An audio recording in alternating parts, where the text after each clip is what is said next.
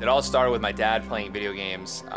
He would go and play, until the middle of the night, 2 a.m. And then we would go and play them when, during the day because we wanted to play them.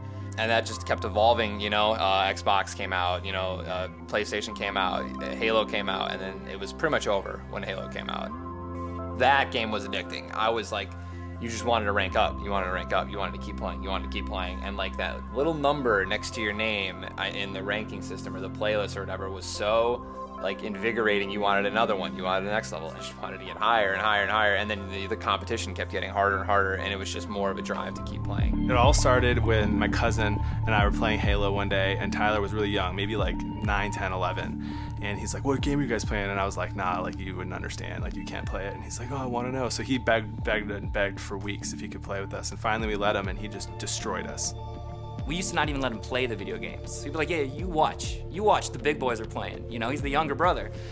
And that's just not how it went, He would stay up past the wee hours and just keep working, jump shots, trick shots, things we wouldn't even think of. Some people go to work, they work 8 hours or however long they're gonna work, and they make their money. They worked for it, right? I'm not just sitting here playing video games being like, oh, hope I do good. No, it's like, you have to be better than hundreds of people, thousands of people. You have to be the best player to even win money from tournaments, and like, definitely justified, man. The supportiveness of this family, the second we saw the potential that Tyler had, it was like, let's go, all in. How can we get him to a tournament? Yeah, so what I do is very demanding, definitely. And I think that now, as I continue to do it, my brothers, my girlfriend, my family, they are starting to see how demanding it can be, and they're a lot more lenient with a lot of stuff. It's a lot of give and take, and it's a lot of teamwork. You argue with him about how much time he's spending on it, and he starts making a little money here and there, and it's nothing. And then the next thing you know, he tells me,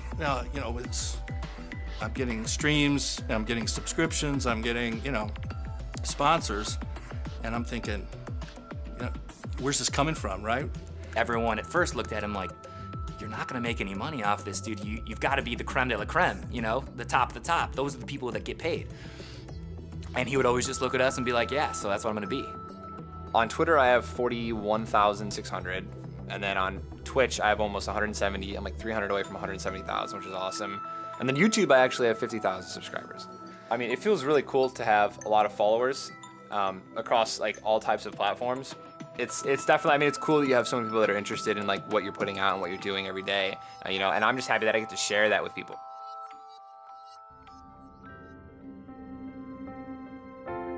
I was just kind of getting headaches, around my eye, and I've had headaches behind eyes before, and eye headaches are the worst because it's so painful. One day, it was just like I couldn't. Tyler was complaining about headaches.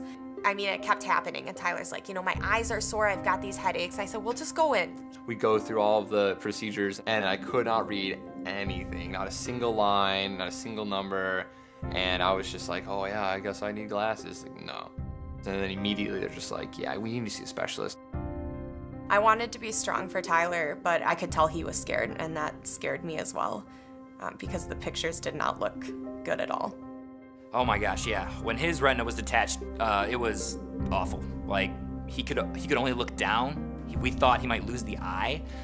We thought Tyler could have gone blind. Like, we had no idea what was happening. But first we were kind of like, hopefully he's okay. And after we found out how serious it was and that he needed surgery, we started praying for him and hoping that he was going to be okay and that he'd be able to do what he loves doing. I was very scared for him and for both of us. I mean, gaming's his whole life, so if he lost his eyesight, he wouldn't be able to play. I don't know if he'd be the same person. Waiting that weekend was scary to see if he was going to go blind or if he was going to get through the surgery. It was like a ring, right? And the ring just kept getting smaller. So I was like, okay, hopefully this will be good. I'll be able to see again. And I thought I was gonna have full vision back. And then as it got smaller and smaller and smaller to the point where it was gone, almost completely gone, I was like, I still can't see, even though like it's almost gone. Like that was when I realized that it was never gonna like fully be fixed, I guess. It was terrible. For months, he was bedridden, he had to look straight down, and he lost a huge opportunity when his eye went out. He was getting 4,500 viewers a stream on Twitch, and when he came back from his surgery, he was at like 400. I think having the drive to show that he hasn't lost anything with his injury was really big in the community. A lot of people thought that maybe he wouldn't be as great at his game, and he's still just killing it.